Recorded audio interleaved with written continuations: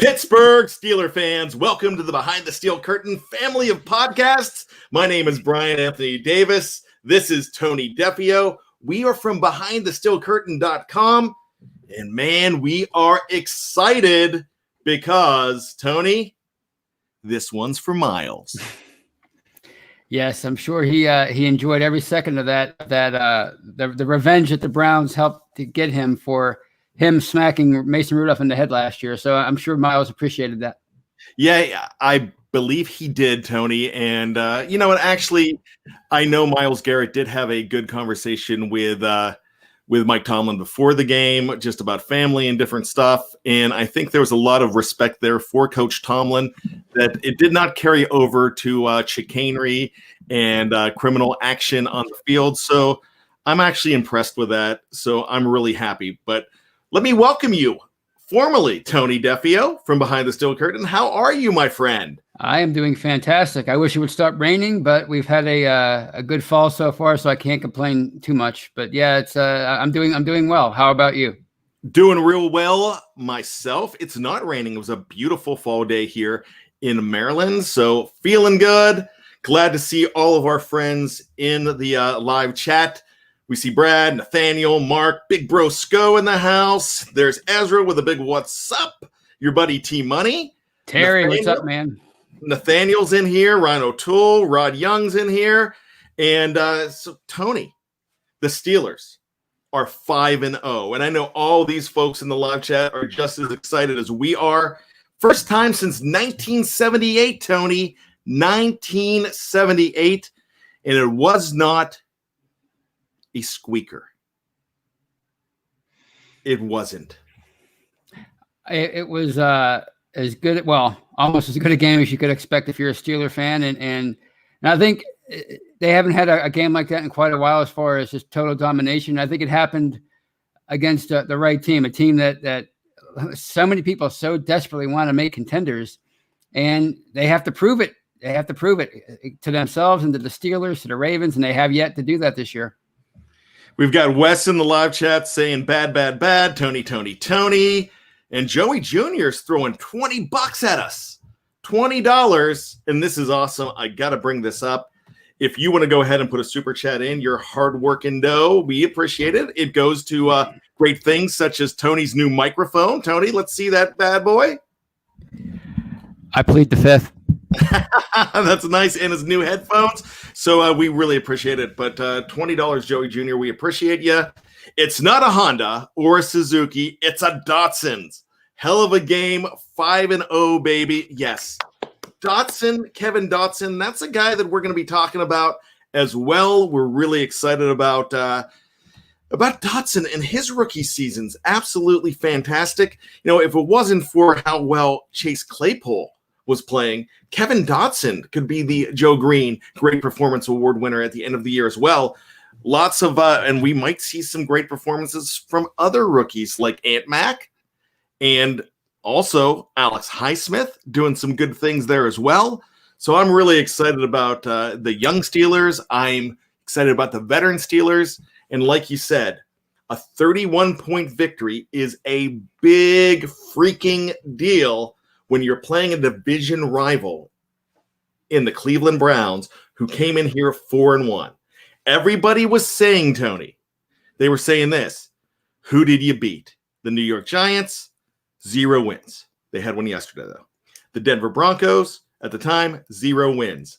They have one. Actually, they have 2 now. They beat the New England Patriots yesterday.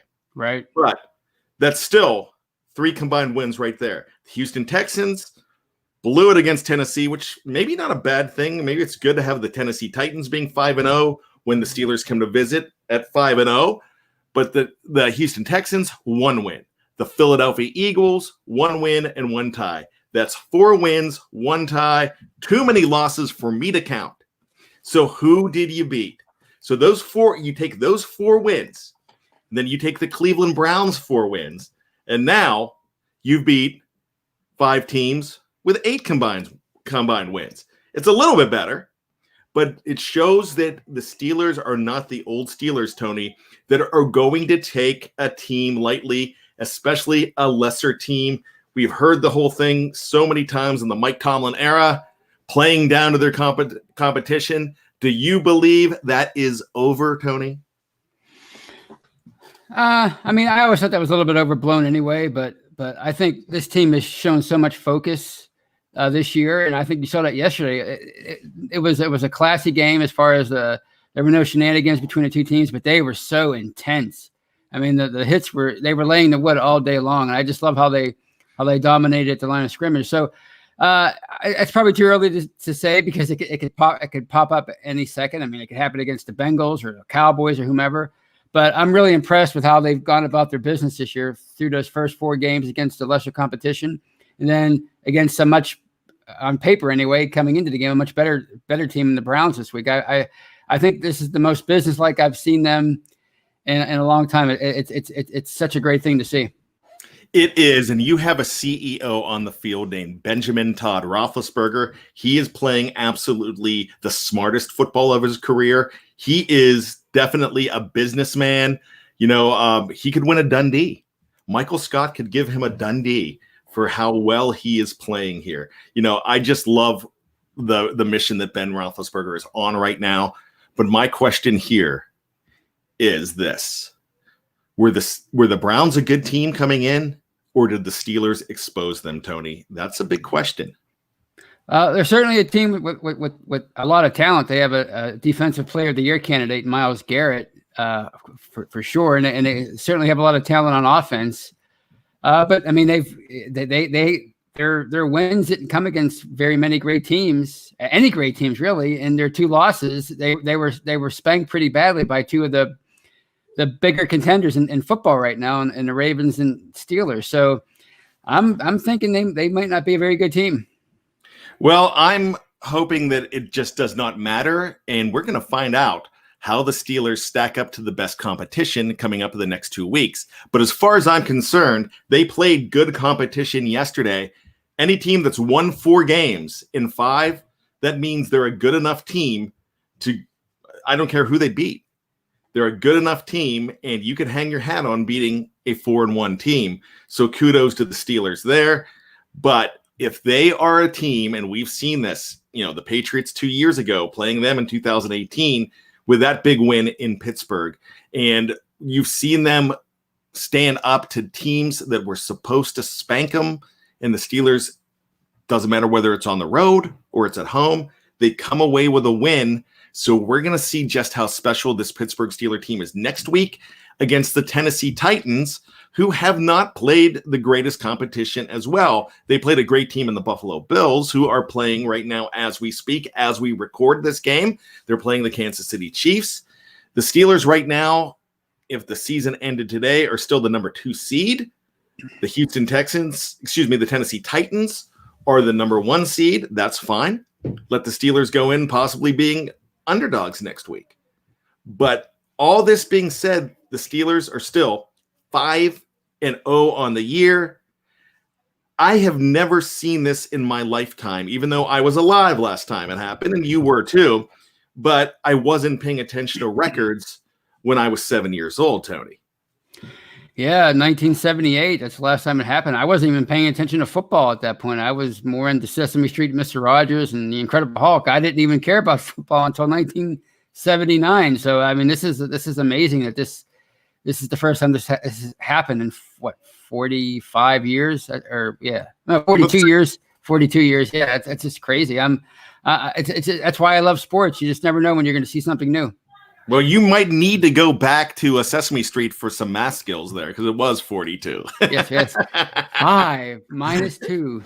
Yeah, the count's going to be on the show with us next week. Mm-hmm. 1 win, ha ha ha. 2 wins, ha ha ha. Actually, that's not a bad impression. My impressions are getting better. It's pretty good. I liked it. You know what? And let me ask you this. Everyone makes fun of me for my Yinzer accent, my Yinzer impression. I think my Yinzer is pretty good, and you're a certified Yinzer. So I'm not going to take the word of Jeff Hartman and Dave Schofield, who are not official Yinzers. So I'm going to ask you, when I say to you, Tony, Yin's guys going downtown and that to get some sausage and stuff, and that, Is that a good Yinzer impression? I mean, it needs a little bit of work, but then again, you're not here. So I mean, you have to be around the people like me every day to hear when they say stuff like he just won it with Kyre's players like that. You got to say Kyre like that. Kyre's players and that. Yeah. So you just, but it's not bad. It's not bad. Well, I'm never going to get credit for my impressions. So, and I on Fact or Fiction, I did a really good Rowdy Roddy Piper impression the other day when I was doing our shtick from the end of this show.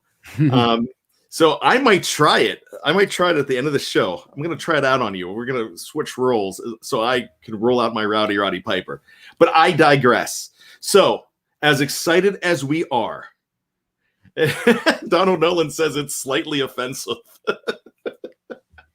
Hey, I grew up in Johnstown, Pennsylvania, so I grew up a Yinzer, so I understand. I have family that have that great accent. But so if I offended anybody, sorry.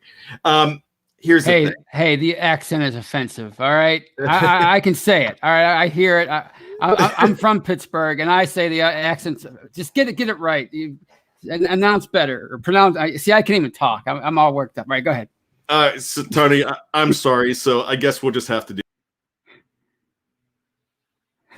Hi, everybody. It's your show. I'm off the screen. So you're in the top position now. So no, let's get serious though, Tony. So as exciting as the win was yesterday, the Steelers being 5-0, looking towards the possibility of this being a very special season, they lost a great member of their defense in Devin Bush Jr. yesterday. Devin Marquise Jr. out, and he was the guy that I put as the X factor on defense for the Steelers yesterday, and it really hurts for him to be out. Tony, what were your thoughts when he went down? Well, when I first saw it, I was hoping it was just a minor injury, at worst a meniscus, like Ben had a few years ago, that he can come back in a couple weeks. But the more I saw people talking about it and describing what an ACL looks like, the more I expected to hear the worst. And of course, it was pretty much confirmed after the game. It's a tough loss. I mean, there's no way around it. That's a tough break for that defense. I don't think it's the end of the world, but it's definitely going to be harder for that defense without him in the middle of the action. Because I always like to quote the Jerry Dulac, who's a Steelers insider, who was quoting somebody else when he said, when you're slow at inside linebacker, your whole defense is slower because you don't have that guy that can go side to side and the range to cover deeper than somebody like a Vince Williams. So it's going to be a challenge for them. It's a tough break. Yes, it really is. And I've got to tell you, a lot of people panicked when he saw him go down. This is not the Ryan Shazier situation. This is a situation where we will see Devin Bush again. He has just a hard road of rehab, but we are going to see him back after his surgery, see him again. And I'm excited for that. This is not that eerie feeling that you and I had that night of December 4th, 2017, when we were on the air on our podcast on Blog Talk Radio after the show and after the game, doing that show. It was just absolute torture. And so all I can say here is that you'll get better soon, but the Steelers have a great next man up mentality. And the next man up is not the guy that everybody thought it was going to be. Everybody thought the next guy up was going to be Ulysses Gilbert III, but it is Robert Spillane, the legacy. And I say that he's the legacy because his grandfather was a number one pick of the Pittsburgh Steelers in the 1950s. That was Johnny Latner, a Heisman Trophy winner from Notre Dame. And this guy was also a Pro Bowler at halfback for the Steelers. He injured himself in the military after his rookie year playing football. I don't know whether it was a pickup game. I don't know what it was, but he never played again in the league. But Mr. Spillane has some football. He's a legacy. He has football in his blood. Now, he is a guy that is a blue-collar type player. He was drafted by the Tennessee Titans. He's the guy that picked off Landry Jones in 2017, I believe, in the third preseason game. I remember him doing that. He ended up getting cut. The next year, the Steelers picked him up, and he's been an ace on special teams. He's a blue-collar guy. We saw yesterday he's a heck of a hitter. That hit that he put out on I don't even know who it was that he cracked on the Browns yesterday, but he really nailed him. But Spillane is a guy that is now going to be getting the green dot, which means he's going to be calling the defensive plays. This is what happens when you're inside the bubble. We don't have media in there right now. We don't know what's going on. So they know what they have. That's why you're not seeing UG3. That's why you're seeing Robert Spillane. And we've seen guys like this with his linebacker coach, Jerry Olszewski, back in 1989, coming in and playing the rest of the season and doing great things in the playoffs as well. So this is a guy that could come up big for the Steelers. As much as we want Bush in there, he's not going to be. We wish Bush the best, but next man up. So, Tony, what do you think of Robert Spillane? Well, as you said, he really is a ferocious hitter. He made his mark on special teams early on when he first made the Steelers team, and that's what impressed the coaches about him. So, as far as him being able to play the run, based on what I saw yesterday, I'm not that worried about it because he always seemed to be in the right spot. I mean, the question is, does he have the range and the athleticism of a Devin Bush? And of course he doesn't, but can he come close to replicating that enough to fill in for him for the rest of the year? And if he can't, are they going to have the right combination of players that could make up for that loss with UG3 and of course those hybrid safeties they like to bring here the last few years, guys like Edmonds and Marcus Allen and I guess even Cam Sutton and players like that. So, I mean, I was impressed with what I saw from Spillane yesterday or on Sunday, and all you can do is just see how he plays in the next game. Absolutely, and you know what? I know that Kevin Colbert has been on the phone. He's looking around. He's seeing who's on their couch right now, who's on another team's practice squad. We published a list of players. Jeff and Michael Beck put it out yesterday and put out a list of available inside linebackers out there. You're going to do better with who you have in-house, but they're probably going to bring somebody in. Tony, what do you think? Yeah, I mean, I would at this because I mean they obviously unfortunately there's a spot open now with Bush going on the IR. I'm assuming he will be eventually on the IR. So yeah, I think they're going to have to bring somebody in for depth alone because other than Ulysses Gilbert, who else do they have? So yeah, they're going to have to bring somebody in.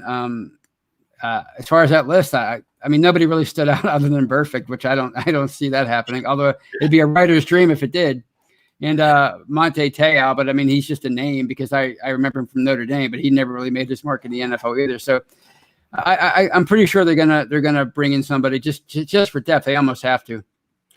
And Dennis Sheridan agrees with us. He says there's no one out there who is going to come in and be better than anyone we already have here. That's true. They're not. But right. You'll bring another guy in for depth, and that's pretty much what you do in this situation. So we will be looking at that as well. You've got guys like Deon Buchanan. You have Darren Lee, who was drafted number 1 by the Jets. He was on the Kansas City team last year. So there's guys that you could possibly bring in, but it looks like the next men up are not only Spillane, but behind him, it's UG3, who's going to get a pretty big role as well. And, of course, we'll see some Marcus Allen action in there. You might see Sutton. You're going to see these guys trying to pick up the pieces for the team. Matty Peverell says Michael Kendricks if he doesn't go to jail. Michael's about to be sentenced on Wednesday for insider trading. I do not think that he's going to end up being an option, but we'll see. So there's places to go, Tony. Yeah, and this might be. I mean, obviously, I'm way out of my league here when it comes to X's and O's, but this might be where Minkah Fitzpatrick comes into play as far as the freelancing that so many people talked about him possibly doing this year. He really hasn't been doing that. He's been more of a deep safety this year, playing protecting the back end of the secondary. But maybe he can play a role in the middle of that defense too, to a certain degree.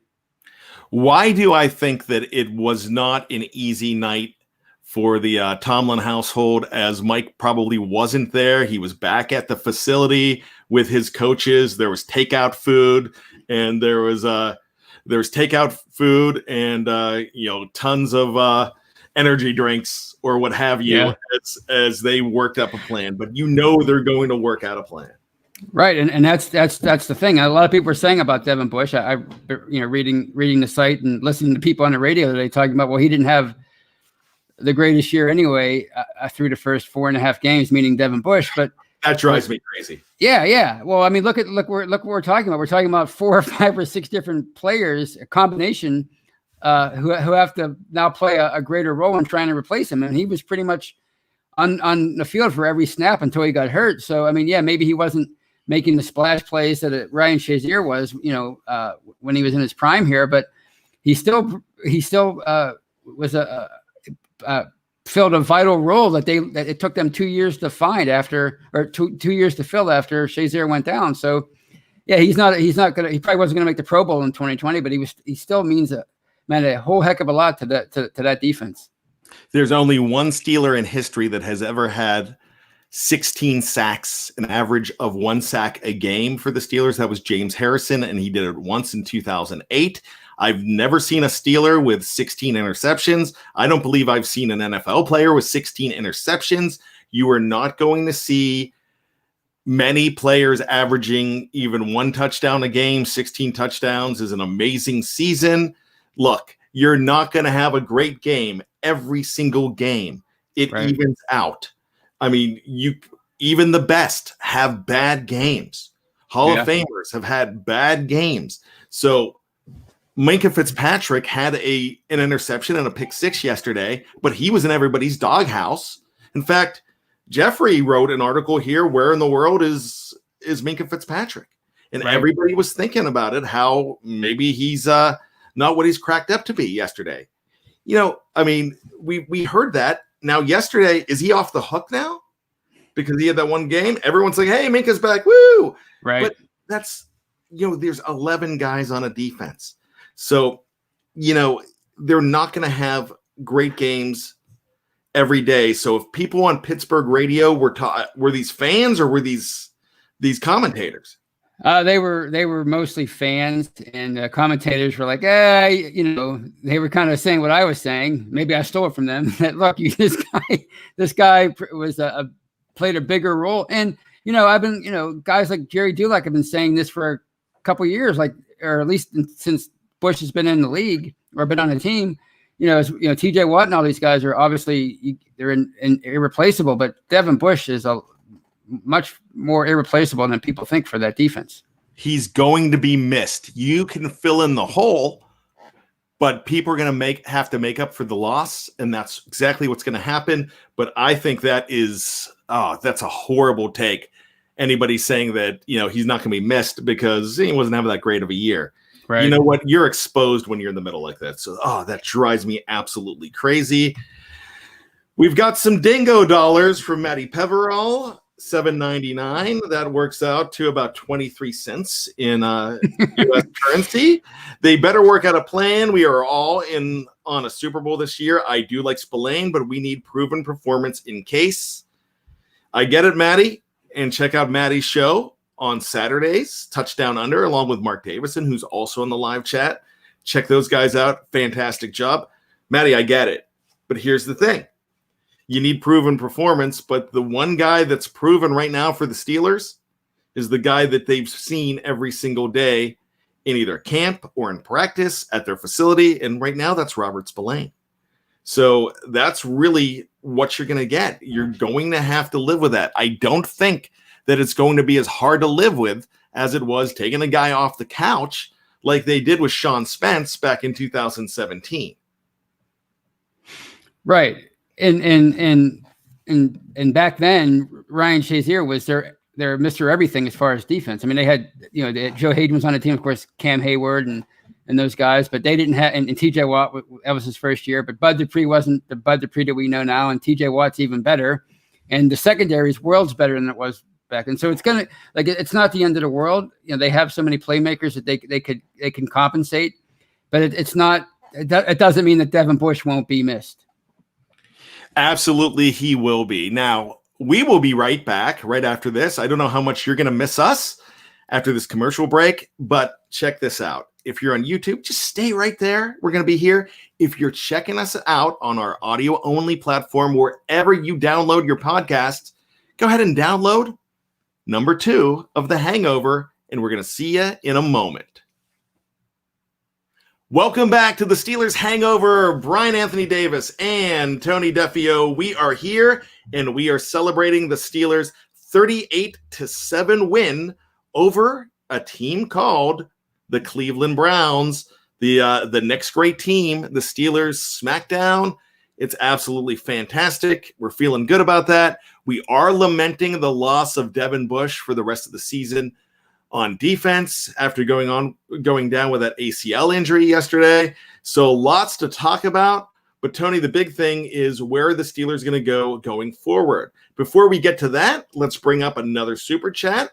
Jay Hicks gives us $4.99. We thank you very much, Jay. Well, no team wants to throw Minkah, so he doesn't get many opportunities. Hey, the second half of the year last year, Minkah didn't have many interceptions. You know why? They threw to him twice. And that's it, Tony. 2 times. So you're going, stats are crazy on defense sometimes, because if you're being avoided, you're not going to get the stats. Now, here's to follow that up, Tony. Let me ask you this. Was it, since the Steelers were under their average with only 4 sacks, is that a disappointment yesterday?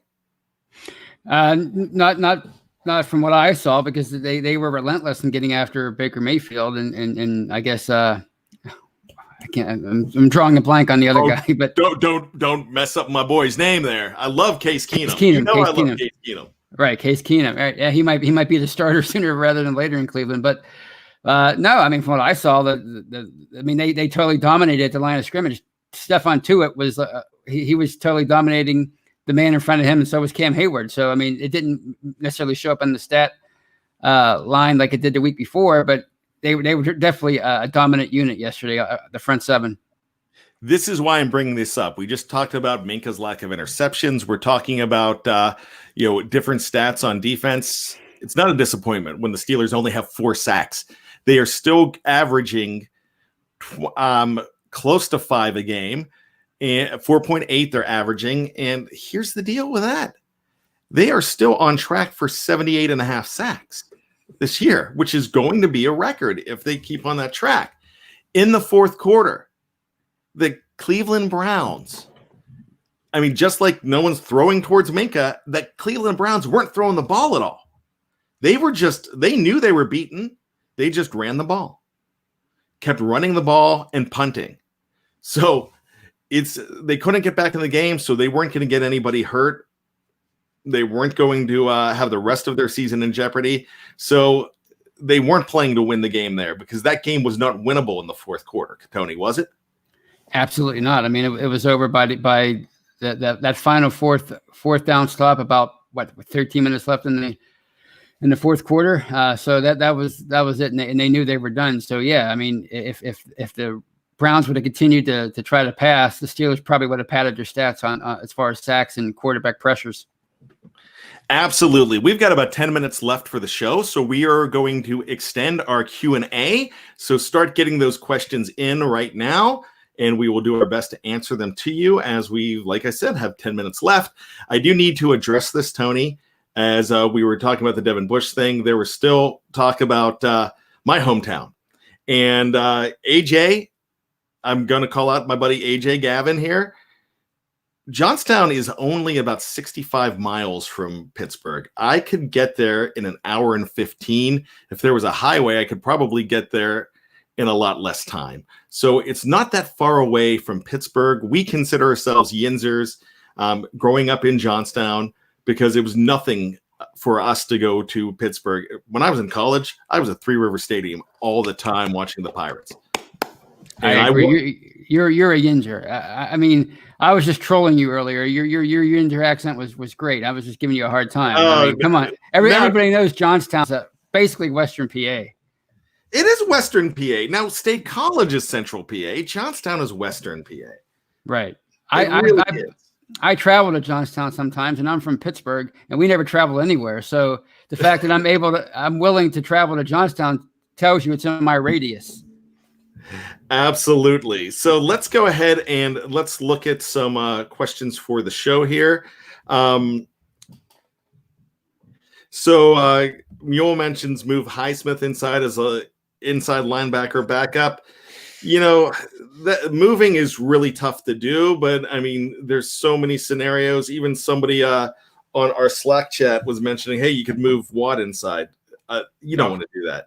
You don't want to upset what you've got. I would rather have Spillane there than I go with somebody changing positions. The only time I ever remember a position change in the middle of a season was Carnell Lake.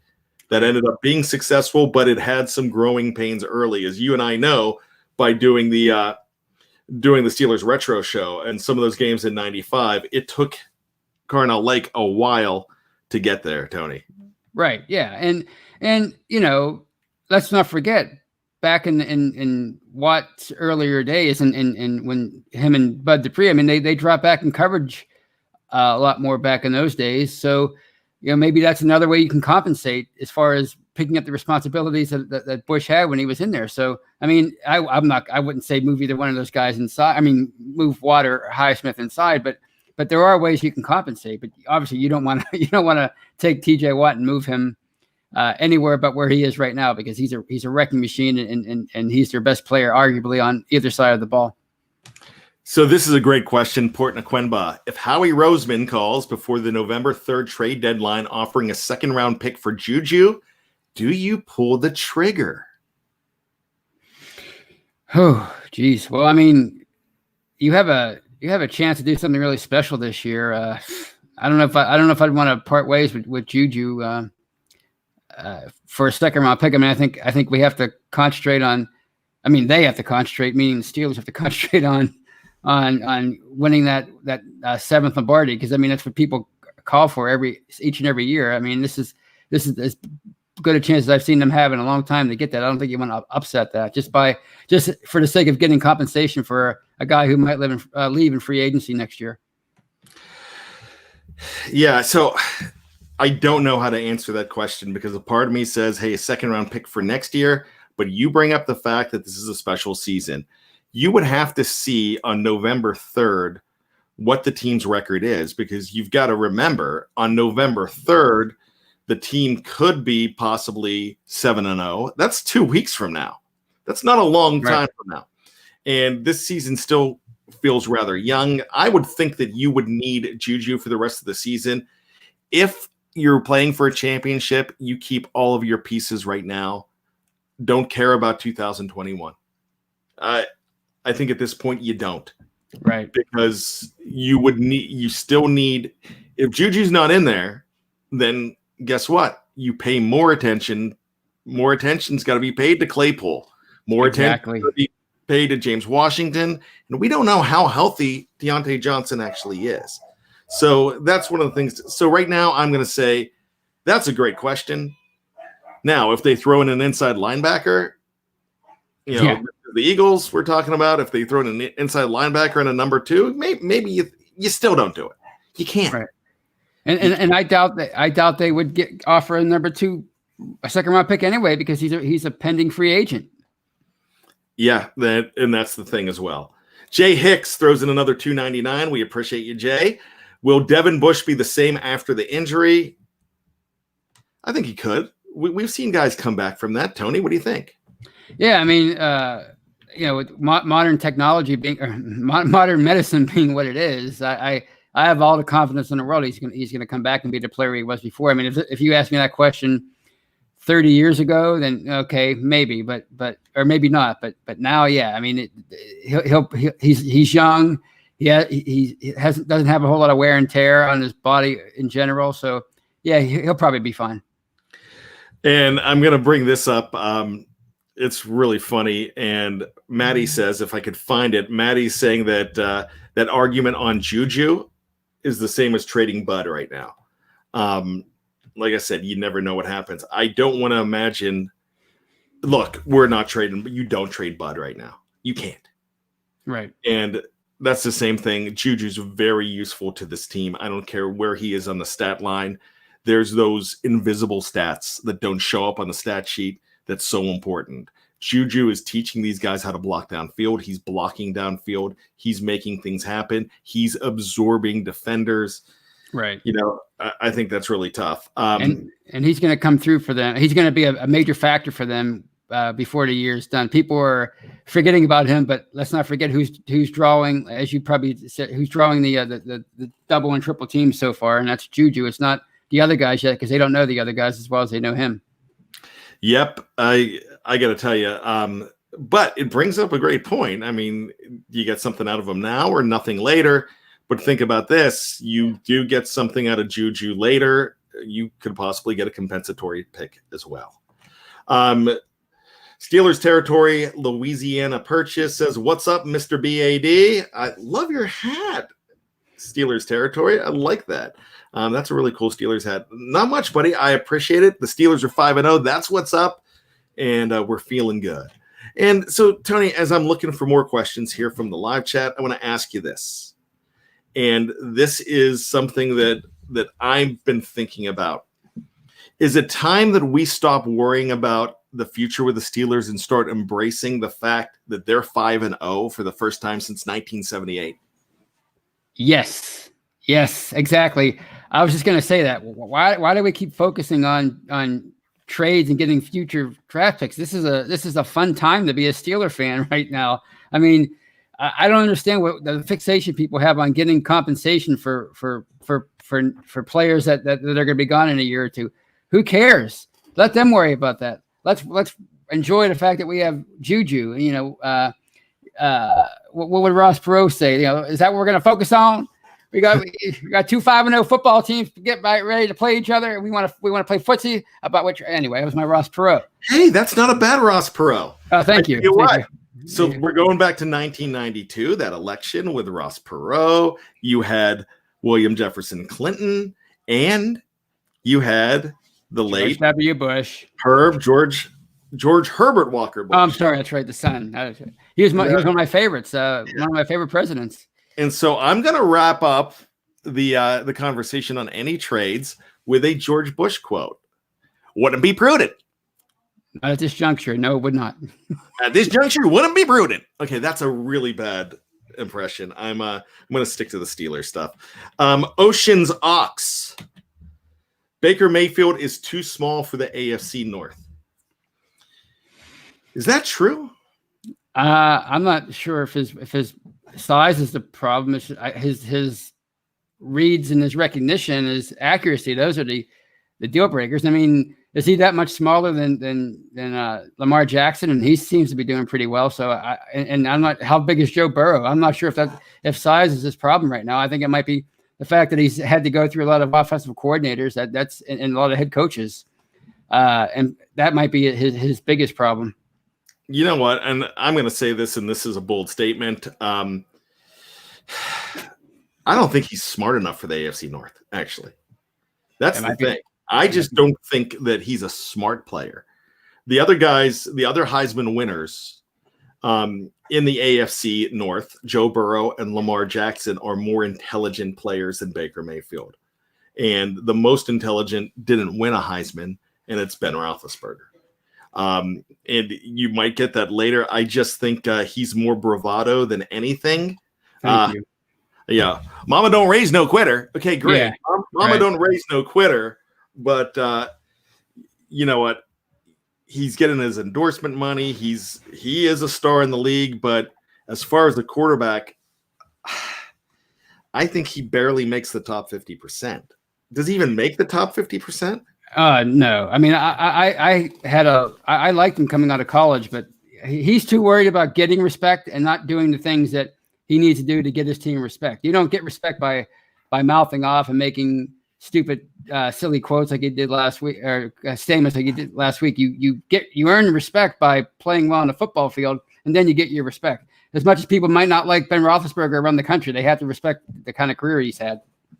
Okay, our last question comes courtesy of Jay. Who do you think the number one receiver will be by the end of the year, Tony? I think this might be an easy one. Number one receiver? I mean, it looks like it could be Chase Claypool, but I think it could be any number of guys because they have a lot of great things going on at that position right now. I am going to throw in a Dave Schofield answer. Playing the fence on this, I think it might be. I think Chase Claypool might get the majority of balls, but really, I think the number one receiver right now is one of four guys because it's the guy who Ben is looking for in that game. The number one receiver yesterday in the game plan was James Washington. Right. Go ahead. Well, no, I don't think it's much of a shocker why Juju Smith-Schuster only had 2 catches for 6 yards yesterday. It wasn't because he's suddenly a horrible receiver. He's drawing the attention. The more that Claypool puts on tape, the more people are going to have to focus on him, and that's going to open things up. And you saw how wide open James Washington was yesterday. There wasn't anybody within 20 yards of him. Lord and Master says, read my super chat, guys. Oh, there it is. Thanks for saying that. I missed it. Well, no, it just says read my super chat, guys. If you could put that in again for me, friend, I would appreciate it because I may have missed it as trying to go through. So you don't have to put it in just put it in at the bottom.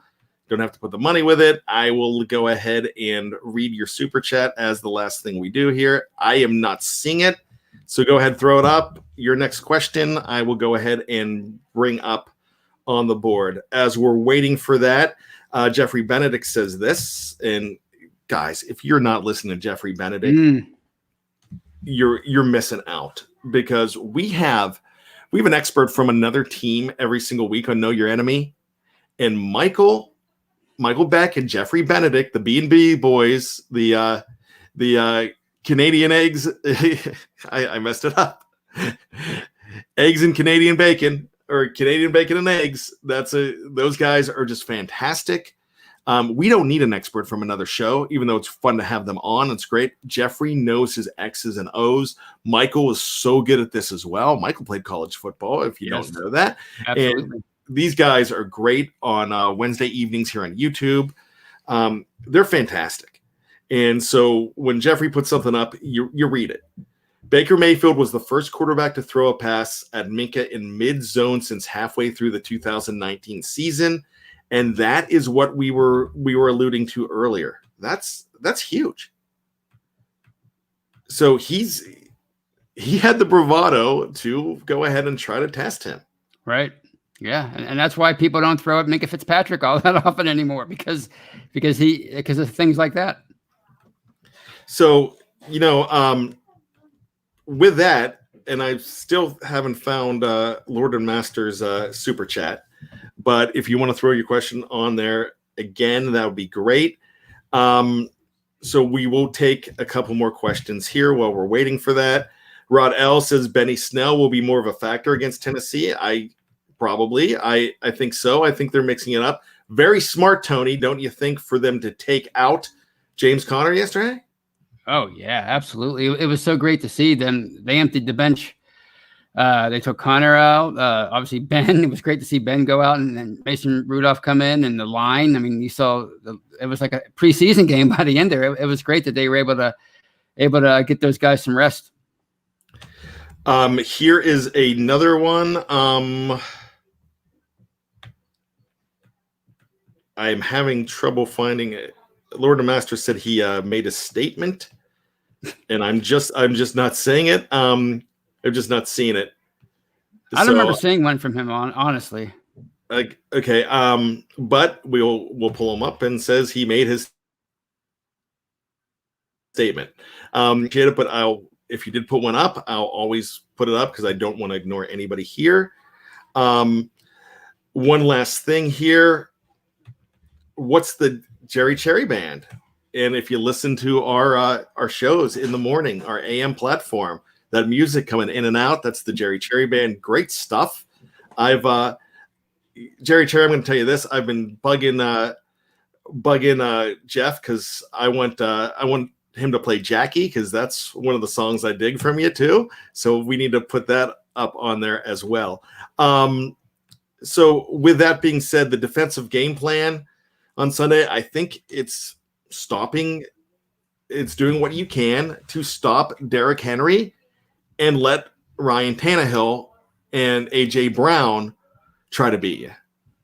Oh yeah. I mean, you don't have to be an expert, X's and O's expert to know that. Yeah. You have to stop Derrick Henry, or you can't maybe not stop him, but you have to limit him. You can't let him do what he did on Sunday with 200 plus yards from scrimmage. What did Tony Romo say against how to beat the Steelers running the ball? Run right at him. That might be what Tennessee tries to do, because you're not going to, even Derrick Henry probably couldn't outrun guys like Bud Dupree. So yeah, shutting him down or limiting Derrick Henry, who's a wrecking machine. That's the key. And Lord of Masters says Spillane is 6'1" and can defend tight better. And where is Derek Watt? Hope Bush gets better though. Derek Watt, he was out there yesterday, but he's still limited from that injury. He was supposed to be out 2 to 3 weeks. He only missed one game because of the COVID situation with Tennessee. But you will see more of Derek Watt, I believe. We had another question as far as will a receiver have double digits this season? I don't think it matters. I think as long as the big stat for receivers right now is how many individual targets Ben gets. So if he's targeting 7 or 8 guys, that's amazing. That's really good.